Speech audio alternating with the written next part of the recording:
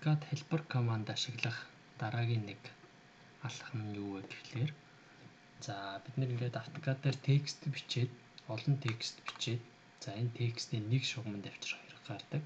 За үүнийг авчрахын тулд яах вэ гэхлээр ихэвчлэн move алан суралцж байгаа хүмүүс бол move ашиглаад байдаг. Ингэж ашиглаад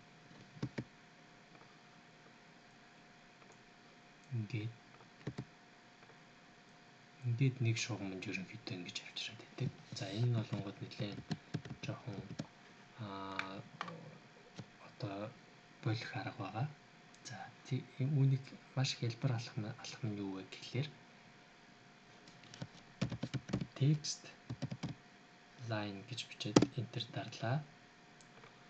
За бүх одоо бичсэн текстээ идэвхжүүллээ. Тэгээд enter дарлаа. Одоо яг аль тексттэйгээ зэрэгцүүлж авчрах гэж байгаа юм бэ гэдгийг сонгоно. За би энэ тексттэй зэрэгцүүлж авчръя. Тэгвэл энэ тексттэй сонголоо. Тэгээд доошоо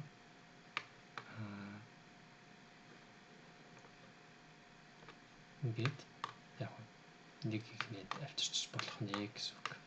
За ийм байдлаар helper command хурдан ашиглаж сурцгаая.